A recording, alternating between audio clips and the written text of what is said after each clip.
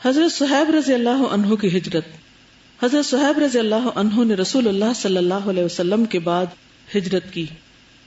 انہوں نے جب ہجرت کا ارادہ کیا تو مشرکین نے انہیں روک لیا.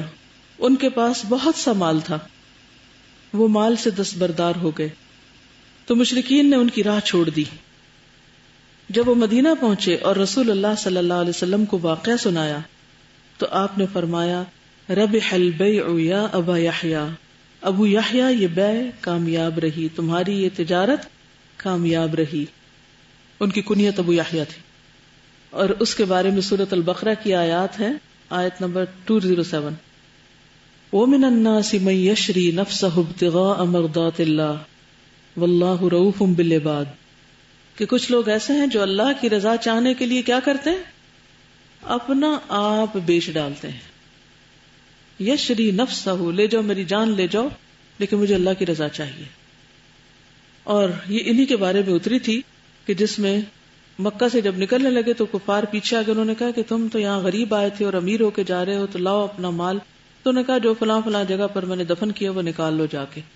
پھر آ کر حضور صلی اللہ علیہ وسلم کو اپنا واقعہ سنایا تو آپ نے فرمایا تمہاری تجارت کامیاب رہی.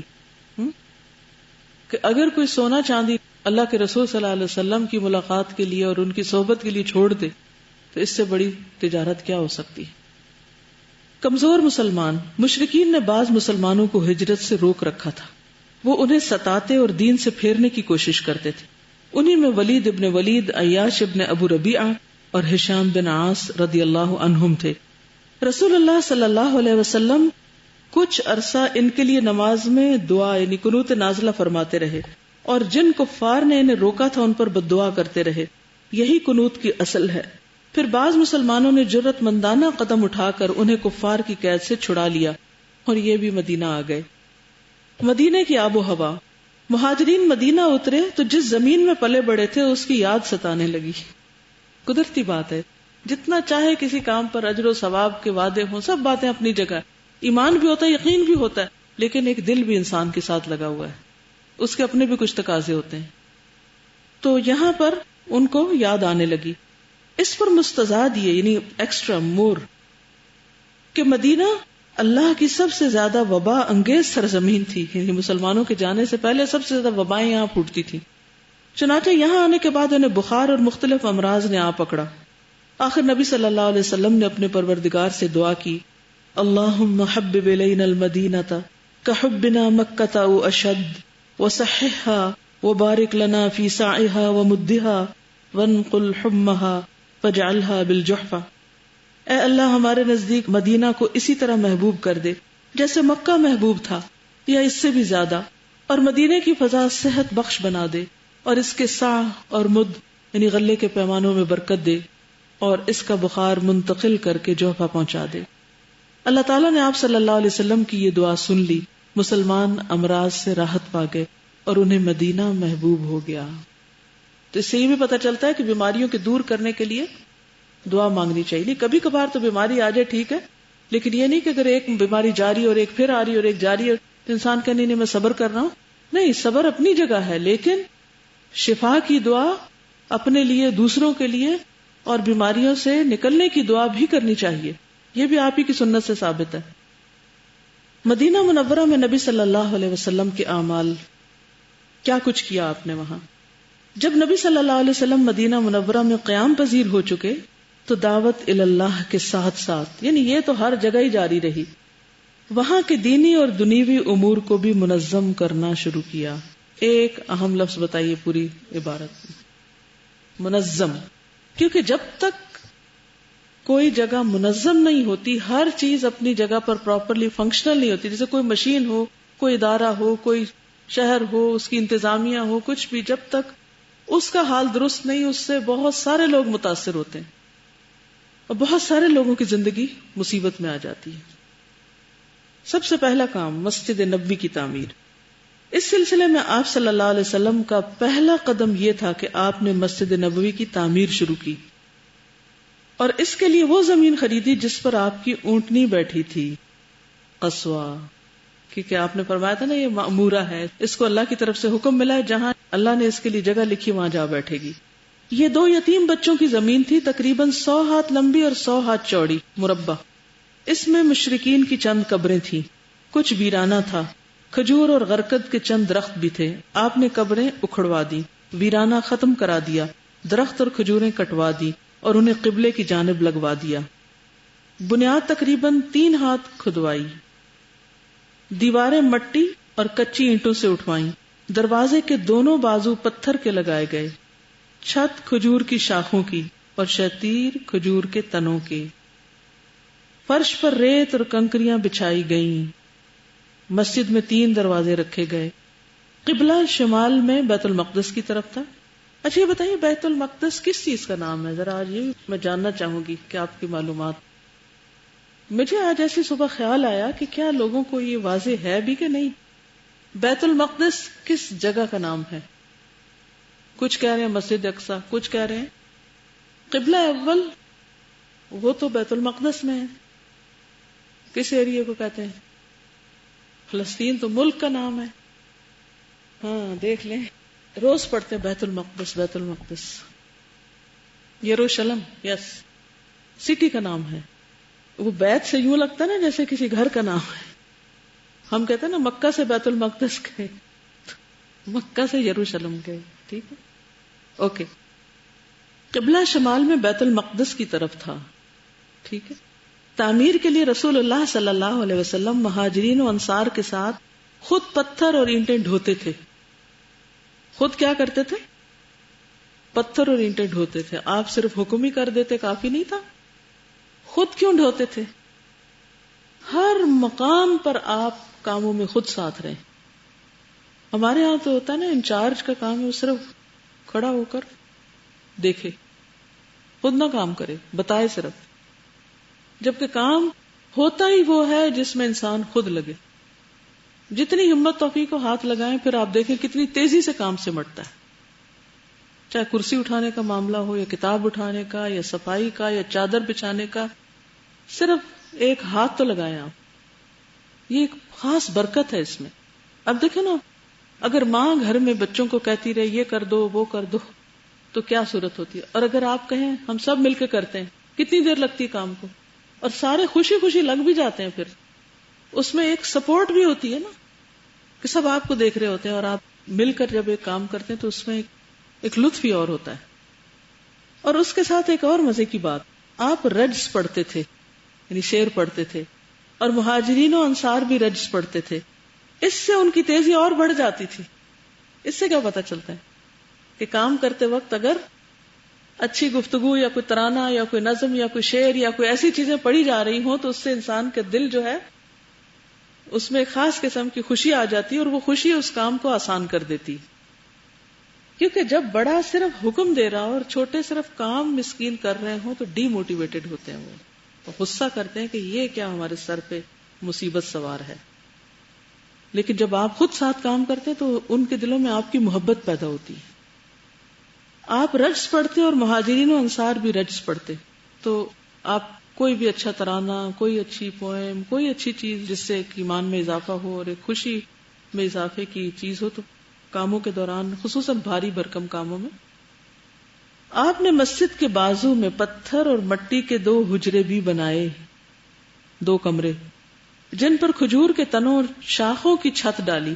ایک حضرت سودا بنت زمع کے لیے، دوسرا حضرت عائشہ کے لیے. اس وقت آپ کے عقد میں یہی 2 بیویاں تھیں. حضرت عائشہ کو ان کی آمد کے تھوڑے ہی دن بعد شوال سن 1 ہجری میں رخصت کیا گیا. آذان. اب مسلمان 5 نمازیں باجماعت ادا کرنے کے لیے حاضر ہو رہے تھے اور اس کے لیے وہ وقت کا اندازہ لگاتے تھے، مگر دقت یہ تھی کہ کوئی بہت پہلے آ جاتا تو کوئی دیر سے پہنچتا، ایک وقت میں نہیں آ پاتے تھے، آرگنائزڈ نہیں تھے. چنانچہ نبی صلی اللہ علیہ وسلم اور مسلمانوں نے مشورہ کیا کہ کوئی ایسی علامت اختیار کی جائے جس سے سب کو وقت کا پتہ چل جائے. جیسے آپ کے ٹائم ٹیبل میں تکبیرات ہوتی ہیں. حضرت عمر رضی اللہ تعالیٰ عنہ نے کہا کیوں نہ کسی آدمی کو بھیج دیا جائے جو الصلاۃ جامعۃ، نماز جمع کرنے والی ہے، پکار دیا کرے، یعنی سب آ جاؤ، اکٹھے ہو جو نماز ہونے لگی. رسول اللہ صلی اللہ علیہ وسلم نے یہی رائے قبول کی اور اسی پر عمل کیا. پھر حضرت عبداللہ بن زید بن عبد ربہ انصاری نے خواب میں آذان سنی. اور آ کر رسول اللہ صلی اللہ علیہ وسلم کو خبر دی. آپ نے فرمایا انہا لرؤیا حق، یہ سچا خواب ہے.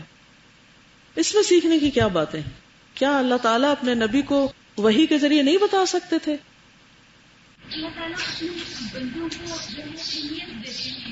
جی ہاں، سب سے پہلی بات تو یہ کہ یہ پتہ چلتا ہے کہ اسلام میں خوابوں کا ایک مقام ہے، درجہ ایک حقیقت ہے. خواب ایک حقیقت کی حیثیت رکھتے ہیں. اس کے 3 قسمیں ہیں. ان میں سے ایک خواب سچے خواب ہوتے ہیں جو نبوت کا 46واں حصہ ہے. نبوت ختم ہو چکی ہے، اب صرف مبشرات باقی ہیں. یہ مبشرات کی قسم کا خواب ہے کہ انہوں نے اذان سنی اور خوشخبری تھی ان کو اللہ نے دی، انہوں نے آ کے نبی صلی اللہ علیہ وسلم کو بتائی، تو اللہ تعالیٰ نے ان کو بھی ایک موقع دیا. یہ اس بات کی مثال قائم کرنا تھا کہ جب نبی صلی اللہ علیہ وسلم دنیا میں نہیں ہوں گے تو بھی اللہ تعالیٰ مسلمانوں کی مختلف طریقوں سے رہنمائی کرے گا، اور ان میں سے ایک ذریعہ سچے خواب ہو سکتے ہیں. لیکن ان کی پہچان کیا ہے وہ ایک الگ مسئلہ ہے جو اس وقت بیان نہیں ہو سکتا. حضرت عبداللہ بن زید کہتے ہیں کہ جب نبی صلی اللہ علیہ وسلم نے لوگوں کو نماز کے لیے جمع کرنے کے لیے ناقوس بجانے کا حکم دیا تو رات کو خواب میں میرے پاس ایک آدمی آیا. یعنی خواب کی تھوڑی سی تفصیل ایک اور جگہ پر ہے. اس نے 2 سبز کپڑے پہن رکھے تھے اور اس کے ہاتھ میں ایک ناقوس تھا جو اس نے اٹھا رکھا تھا. میں نے اس سے کہا کہ اللہ کے بندے یہ ناقوس بیچو گے؟ اس نے پوچھا کہ تم اس کا کیا کرو گے؟ میں نے کہا کہ میں اسے بجا کر لوگوں کو نماز کے لیے بلاؤں گا. اس نے کہا کیا میں تمہیں اس سے بہتر نہ بتاؤں؟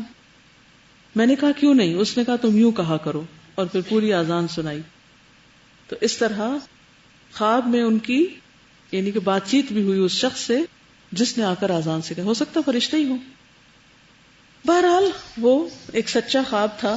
آپ صلی اللہ علیہ وسلم نے اس کو قبول کر لیا اور حکم دیا کہ وہ حضرت بلال کو یہ کلمات القاء کرتے جائیں، جو سنا ہے وہ ان کو ذرا سکھا دیں، اور بلال پکارتے جائیں کیونکہ ان کی آواز زیادہ بلند اور سریلی ہے. ہر ایک کا اپنا کام ہے. چنانچہ حضرت بلال نے اذان کہی. ان کی آواز سن کر حضرت عمر اپنی چادر گھسیٹتے ہوئے آئے اور کہا واللہ میں نے بھی اسی طرح کا خواب دیکھا ہے. بعض اوقات ایسا بھی ہوتا ہے، اب بھی ایسا ہوتا ہے، ایک ہی طرح کا خواب 2 مختلف لوگ دیکھ رہے ہوتے ہیں. اس سے کیا ہوتا، اس کی کنفرمیشن ہو جاتی. یا ایک خواب مسلسل 2 یا 3 دن تک بھی آتا رہتا ہے تو اس کو بھی اگنور نہیں کیا جا سکتا. اس سے اس خواب کی مزید تائید ہو گئی اور اسی دن سے یہ اذان اسلام کا ایک شعار بن گئی. مہاجرین و انصار میں بھائی چارہ، یہ انصار کا کرم اور ان کی خوبی تھی کہ وہ مہاجرین کو اپنے گھر ٹھہرانے اور ان کی میزبانی کرنے میں ایک دوسرے سے آگے نکل جانا چاہتے تھے. وہ اللہ کے اس ارشاد کا حقیقی نمونہ تھے. والذین تبوأوا الدار والایمان من قبلهم يحبون من هاجر إليهم ولا يجدون في صدورهم حاجة مما أوتوا ويؤثرون على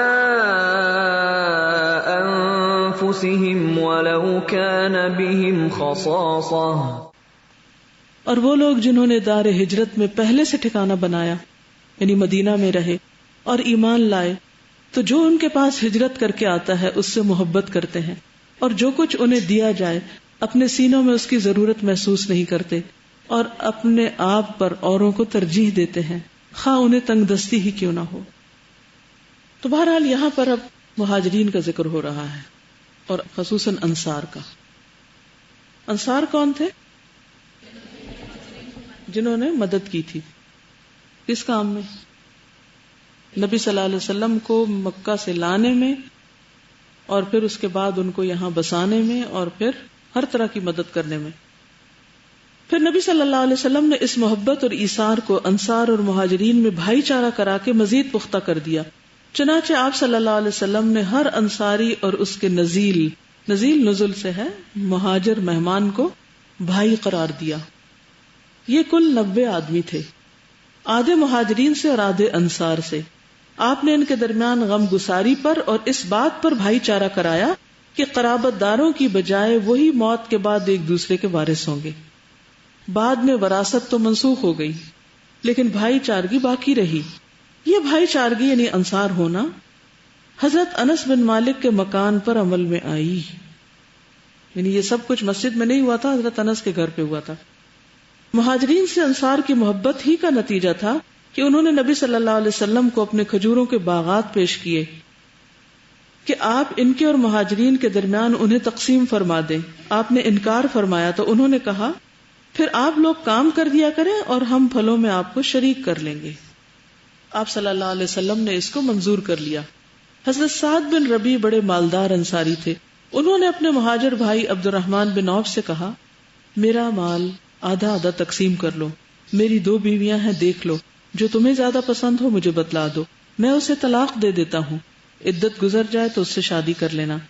عبد الرحمن بن عوف نے کہا اللہ آپ کے اہل اور مال میں برکت دے، آپ لوگوں کا بازار کدھر ہے؟ انہوں نے انہیں بنو قینقاع کا بازار بتلا دیا. وہ واپس آئے تو ان کے پاس کچھ فاضل پنیر اور گھی تھا، یعنی بزنس کر کے شام تک کھانے کا سامان لے آئے. پھر تھوڑے ہی دن گزرے کہ انہوں نے مال بھی کما لیا اور ایک انصاری عورت سے شادی بھی کر لی.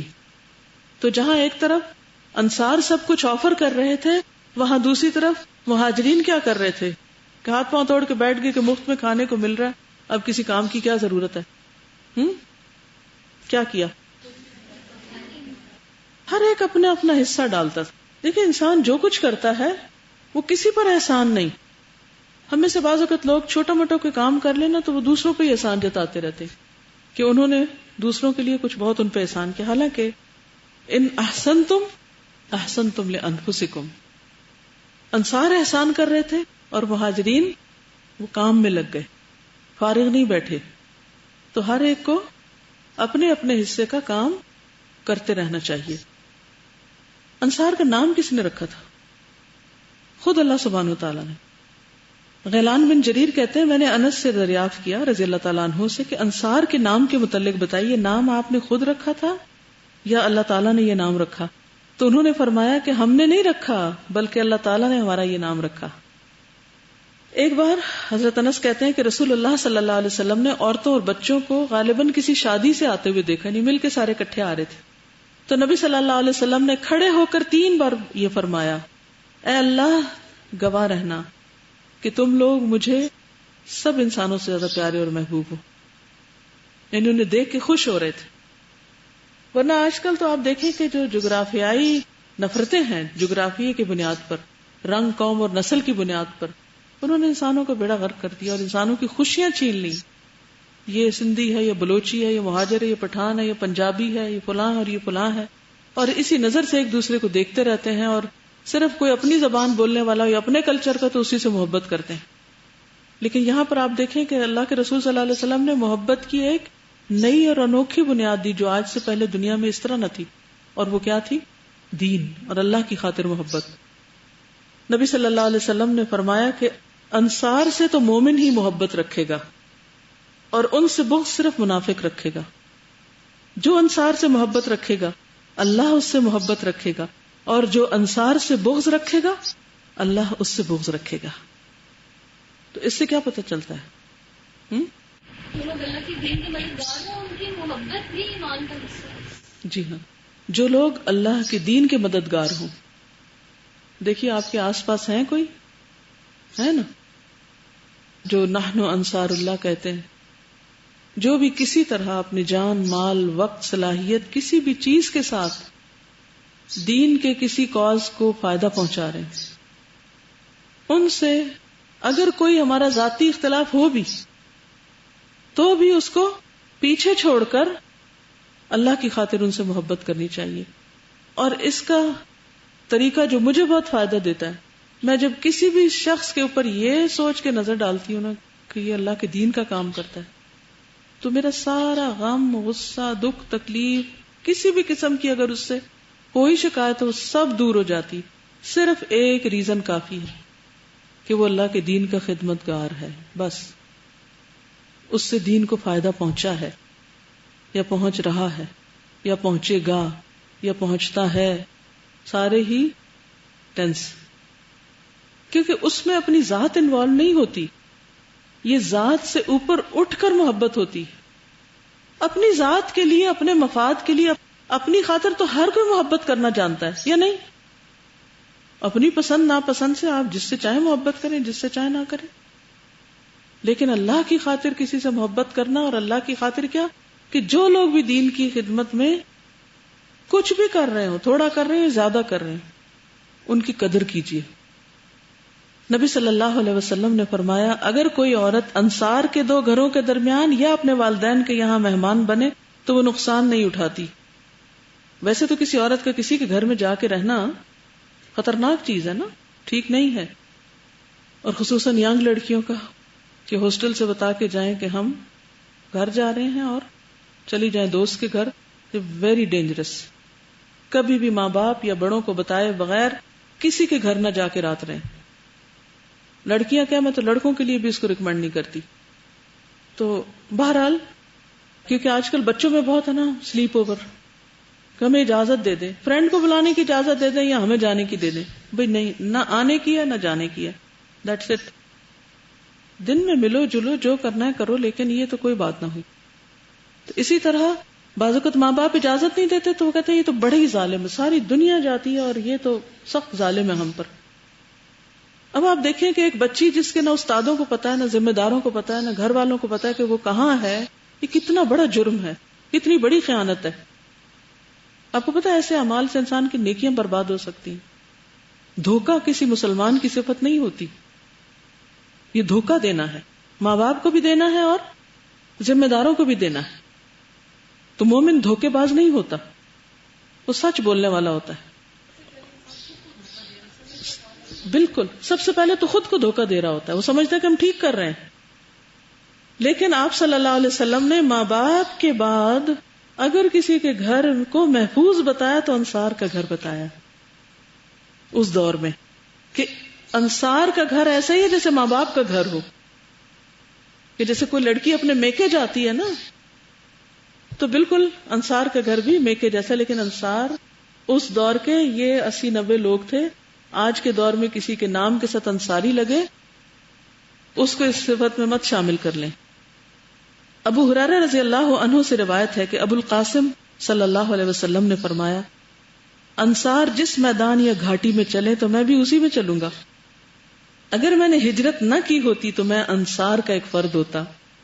ابو ہریرہ نے عرض کیا، میرے ماں باپ آپ پر فدا ہوں، آپ نے حد سے بڑھ کر کوئی بات نہیں فرمائی، کیونکہ انصار نے آپ صلی اللہ علیہ وسلم کو رہنے کی جگہ دی، آپ کی مدد کی، یعنی آپ نے کوئی ایگزیجریشن نہیں کی کہ آپ صرف انصار کا دل خوش کرنے کے لیے ان کو اس طرح کی بات کہہ رہے تھے، حالانکہ آپ کے اندر ایسی بات نہیں، ایسا کچھ نہیں تھا، واقعی آپ دل سے چاہتے تھے، ان کی قربانیوں کی وجہ سے، ان کی قدردانی کی وجہ سے کہ کس طرح یہ دین کے مددگار ہیں۔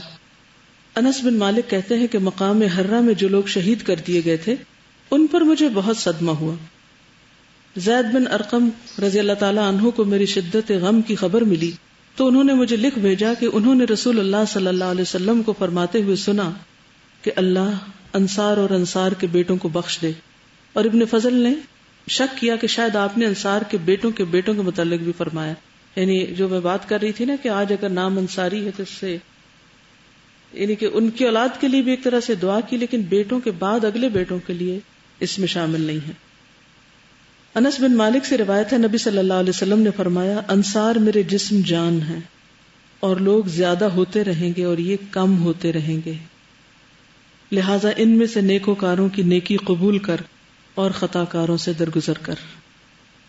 انس رضی اللہ تعالیٰ عنہ سے مروی ہے کہ ایک مرتبہ نبی صلی اللہ علیہ وسلم باہر نکلے تو انصار سے ملاقات ہو گئی۔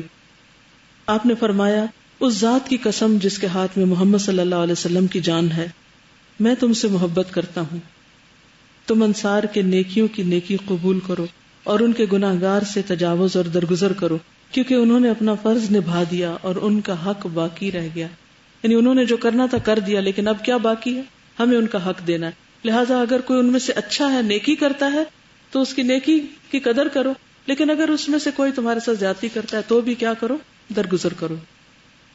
اسلامی معاشرے اور اسلامی امت کی بنیاد رکھنا، یہ بھائی چارہ مہاجرین کے ایک فرد اور انصار کے ایک فرد کے درمیان تعلق قائم کرتا تھا، لیکن مسلمان مدینہ آنے کے بعد چونکہ ایک مستقل امت بن چکے تھے، اس لیے ان کی اجتماعی تنظیم کی بھی ضرورت تھی، اور انہیں یہ بھی بتلانا تھا کہ ان کے حقوق اور واجبات کیا ہیں، اور ان نکات کی بھی نشاندہی کرنی تھی جو انہیں اوروں سے ایک الگ مستقل امت بناتے ہیں۔ پھر مدینے میں مسلمانوں کے علاوہ 2 جماعتیں اور تھیں جو عقیدے اور دین، مسالے اور ضروریات اور جذبات اور احساسات میں مسلمانوں سے یکسر مختلف تھی، اور وہ تھے مشرکین اور یہود۔ یعنی مدینہ میں اب کون کون ہے؟ انصار و مہاجرین، میکس مسلم، اور مشرکین جو مسلم نہیں ہوئے تھے، اور یہود۔ تو آپ صلی اللہ علیہ وسلم نے کیا کیا؟ ان چھوٹی چھوٹی جو یہ جتنے بھی گروپس تھے ان کے درمیان ایک عہد و پیمان کروایا۔ چنانچہ نبی صلی اللہ علیہ وسلم نے ایک عہد و پیمان مسلمانوں کے مابین کرایا، یعنی انصار و مہاجرین کے درمیان ایک کانٹریکٹ ہوا، اور دوسرا عہد و پیمان مسلمانوں اور مشرکین نیز مسلمانوں اور یہود کے درمیان کرایا، ٹھیک ہے؟ اور اس بارے میں ایک تحریر بھی لکھوائی جس کو کیا کہا جاتا ہے؟ میثاق مدینہ، جس کے خاص خاص نکات یہ ہیں: قریش اور یثرب کے مومنین اور مسلمین اور ان کے ماتحت ہو کر ان کے ساتھ ملنے والے اور جہاد کرنے والے بقیہ لوگوں سے الگ ایک امت ہیں۔ کون الگ امت ہے؟ قریش اور مدینہ کے مومن مسلم اور ان کے ماتحت اور ان کے ساتھ مل کر جہاد کرنے والے۔ ان کی دیت کی ادائی اور قیدی کی رہائی اہل ایمان کے درمیان حسب سابق ہوگی، اور یہ فدیہ اور دیت میں اہل ایمان کی مدد کریں گے ایک دوسرے کی۔ تیسری چیز، یہ لوگ مفسد، ظالم اور باغی کے خلاف ایک ہاتھ ہو کر اٹھیں گے، چاہے وہ ان کی اپنی اولاد ہی کیوں نہ ہو۔ نمبر 4، کوئی مومن کسی مومن کو کافر کے بدلے قتل نہ کرے گا، اور نہ کسی مومن کے خلاف کسی کافر کی مدد کرے گا۔ نمبر 5، اللہ کا ذمہ ایک ہے، لہذا ایک معمولی آدمی کا دیا ہوا ذمہ بھی سارے مسلمانوں پر لاگو ہوگا، یعنی امان، ذمہ سے مراد امان ہے۔ نمبر 6، جو یہود مسلمانوں کے پیروکار ہو جائیں ان کی مدد کی جائے گی، اور وہ دوسرے مسلمانوں کی طرح ہوں گے، مسلمانوں کی صلح ایک ہوگی۔ جو کسی مومن کو قصداً قتل کر دے اس سے قصاص لیا جائے گا، سوائے اس صورت کے کہ مقتول کے ولی راضی ہو جائیں، اور اہل ایمان پر ضروری ہے کہ سب قاتل کے خلاف اٹھ کھڑے ہوں۔ نمبر 9، کسی مومن کے لیے حلال نہیں کہ کسی ہنگامہ برپا کرنے والے یا بدعتی کی مدد کرے یا اسے ٹھکانہ مہیا کرے۔ یہ کتنی اہم بات ہے، کسی ہنگامہ برپا کرنے والے یعنی فساد کرنے والے یا بدعتی کو ٹھکانہ یا سپورٹ دے، یہ حلال نہیں۔ نمبر 10، اور ان کے درمیان کسی بات میں اختلاف ہو تو اسے اللہ اور اس کے رسول صلی اللہ علیہ وسلم کی طرف لوٹایا جائے گا۔ اس عہد و پیمان کے علاوہ نبی صلی اللہ علیہ وسلم نے مختلف اوقات اور مواقع پر مسلمانوں سے اسلامی اخوت کا حق بھی بیان فرمایا، انہیں باہم تعاون اور مدد، اتحاد و یگانگت اور غم گساری اور خبرگیری کی ترغیب دی، یہاں تک کہ یہ اخوت یعنی یہ بھائی چارہ جو مہاجرین و انصار کے بیچ میں تھا تاریخ کی سب سے بلند چوٹی تک پہنچ گئی۔ باقی رہے مشرکین تو ان کا معاملہ چل چلاؤ پر تھا، ان کی اکثریت اپنے سرداروں اور بڑوں سمیت مسلمان ہو چکی تھی، اور ان میں اتنی سخت نہ تھی کہ مسلمانوں کے مد مقابل کھڑے ہو سکتے، لہٰذا ان سے نبی صلی اللہ علیہ وسلم نے یہ عہد لیا، کوئی مشرک قریش کی جان و مال کو پناہ نہ دے گا اور نہ کسی مومن کے آگے اس کی حفاظت کے لیے رکاوٹ بن سکے گا۔ اور اس عہد کے بعد ان کی طرف سے کوئی اندیشہ نہ رہا۔ باقی رہے یہود تو ان کے ساتھ نبی صلی اللہ علیہ وسلم نے جو معاہدہ کیا اس کے خاص خاص نکات حسب ذیل ہیں۔ نمبر 1، یہود مسلمانوں کے ساتھ ایک امت ہوں گے، یعنی ایک قوم، ایک طرح سے ان کے لیے ان کا دین، مسلمانوں کے لیے مسلمانوں کا دین، یعنی اختلاف کے باوجود بھی اتحاد، کیونکہ ایک ملک میں رہ رہے ہیں۔ ان کے ذمے ان کا خرچ ہوگا اور مسلمانوں کے ذمے مسلمانوں کا، یعنی ہر ایک اپنا اپنا خرچ بوجھ خود اٹھائے گا۔ نمبر 2، جو طاقت اس معاہدے کے کسی بھی فریق سے جنگ کرے گی یا یثرب پر حملہ آور ہوگی، سب اس کے خلاف آپس میں تعاون کریں گے اور ہر ایک اپنی جانب کا دفاع کرے گا۔ نمبر 3، اس معاہدے کے شرکاء کے درمیان خیر خواہی، خیر اندیشی اور نیکوکاری کے تعلقات ہوں گے، گناہ کے نہیں۔ نمبر 4، آدمی اپنے حلیف کے جرم میں نہیں پکڑا جائے گا، یعنی اگر اس نے کسی سے دوستی کی ہوئی ہے قسم کھا کے اور اس کی غلطی ہے تو اس کی بجائے اگر وہ بھاگ گیا ہے تو دوست نہیں پکڑا جائے گا۔ نمبر 5، مظلوم کی مدد کی جائے گی۔ نمبر 6، جب تک جنگ برپا رہے گی یہود بھی مسلمانوں کے ساتھ خرچ برداشت کریں گے، نمبر 7، اس معاہدے کے شرکاء پر یثرب میں ہنگامہ آرائی اور کشت و خون حرام ہوگا۔ نمبر 8، اور اگر ان میں کوئی ہنگامہ یا جھگڑا برپا ہو جائے تو اس کا فیصلہ اللہ اور اس کا رسول کریں گے۔ فیصلہ جب اللہ کے رسول کے پاس آ گیا یہود کے ساتھ معاہدے میں، تو اس سے کیا پتہ چلتا ہے کہ ایک طرح سے آپ کو منصف اور رہنما مان لیا گیا تھا کہ فائنل اتھارٹی آپ کے ہاتھ میں۔ نمبر 9، قریش اور ان کے مددگاروں کو پناہ نہیں دی جائے گی۔ نمبر 10، اور یہ معاہدہ کسی ظالم یا مجرم کے لیے آڑ نہ بنے گا کہ اس کو فائدہ پہنچے اس سے۔ اس قرارداد کے ذریعے سے یثرب کے سارے باشندے مسلمان، مشرکین اور یہود ایک ہی وحدت کی لڑی میں پرو دیے گئے۔ اس میں بہت بڑے بڑے لیسنز ہیں، سارے جو پچھلا ہے نا معاہدوں میں۔ ایک تو آپ دیکھیے کہ جو مسلمانوں کا آپس میں اخوت کا ایک معاہدہ ہے وہ دین کی بنیاد پر ہے، لیکن جو مشرکین کے ساتھ اور یہود کے ساتھ ہے وہ کس بنیاد پر ہے؟ قومیت کی بنیاد پر۔ اس میں مسلمانوں کے لیے کیا سبق ہے کہ اگر کسی ایسے ملک میں رہتے ہیں جہاں مسلمان بھی ہیں، نان مسلم بھی ہیں، یا کسی نان مسلم کے یعنی ملک کی شہریت اختیار کیے ہوئے ہیں، تو جو وہاں کے قانون ہوگے اور وہاں کے جس معاہدے کے تحت ان کو وہاں امان ملی ہوئی ہے یا رہنے کے حقوق ملے ہوئے، وہ ان کی پابندی اس قومی سینس میں کریں گے، لیکن مسلمانوں کے ساتھ جو ان کے میل ملاقات یا تعلق داری ہے وہ اس میں محبت کی بنیاد دین ہوگا۔ تو بعض تعلقات بعض کے مقابلے میں آخرت کے اعتبار سے زیادہ فائدہ مند ہے اور بعض دنیا کے اعتبار سے فائدہ مند ہے۔ تو اس سے یہ پتہ چلتا ہے کہ کسی نان مسلم کے ساتھ کوئی کانٹریکٹ کرنا حرام نہیں، منع نہیں۔ ہاں اس کے آگے پھر کیا امپلیکیشنز ہیں، کہاں کہاں تک اس کے اثرات جاتے ہیں، وہ پھر دیکھ کے سوچ سمجھ کے کیا جائے گا، یعنی ان چیزوں کو آپ جنرلائز نہیں کر سکتے۔ اس قرارداد کے ذریعے سے یثرب کے سارے باشندے مسلمان، مشرکین اور یہود ایک ہی وحدت کی لڑی میں پرو دیے گئے۔ دیکھیں وحدت کی کئی بنیادیں ہیں اتحاد کی۔ ایک ہے انسانی وحدت، انسانی وحدت کا رشتہ، وہ کس اعتبار سے ہے؟ یا ایھا الناس اتقوا ربکم الذی خلقکم من نفس واحدہ وخلق منہا زوجہا وبث منہما رجالا کثیرا ونساء، کہ سب آدم کی اولاد ہے۔ ہر انسان کی جان قابل احترام ہے کیونکہ وہ آدم کی اولاد ہے، اور آدم کی اولاد ہونے کی حیثیت سے سب انسانوں کا احترام لازم ہے۔ پھر یہ ہے کہ اس میں پھر تقسیم ہو جاتی ہے، کوئی مسلم ہے کوئی کافر ہے۔ اب مسلم کے ساتھ جو تعلق ہے وہ مختلف نوعیت کا ہوگا، کافر کے ساتھ تعلق مختلف نوعیت سے ہوگا۔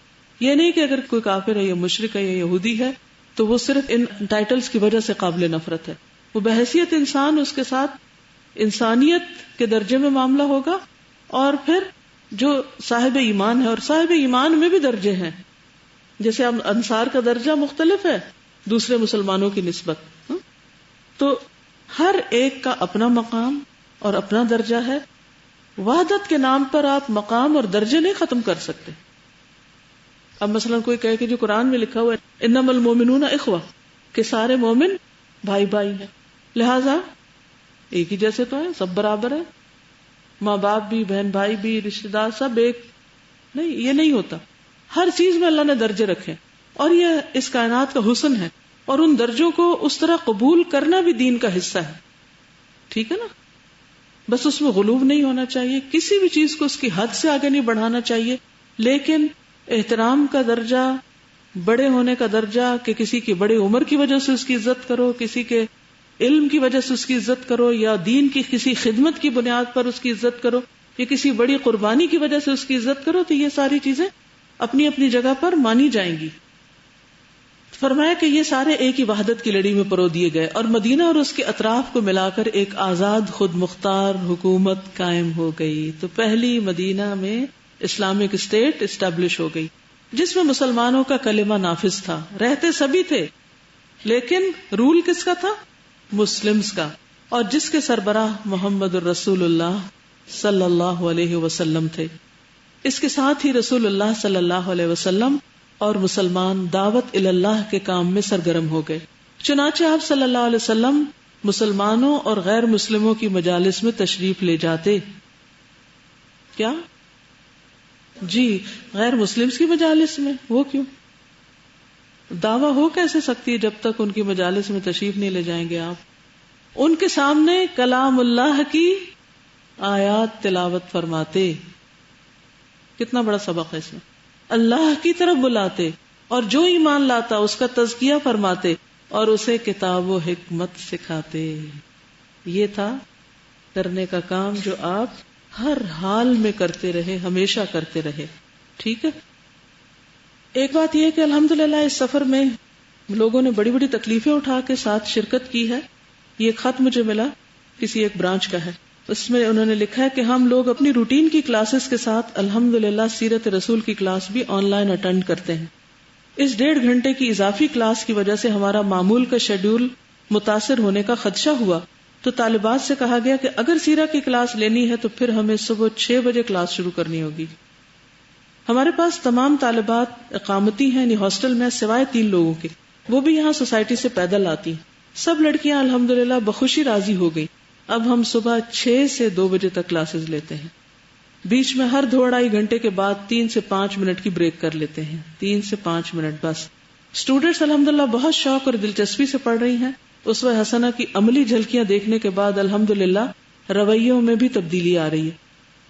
وآخر دعوانا ان الحمدللہ رب العالمین. سبحانک اللہم وبحمدک نشہد ان لا الہ الا انت نستغفرک ونتوب الیک. السلام علیکم ورحمۃ اللہ وبرکاتہ.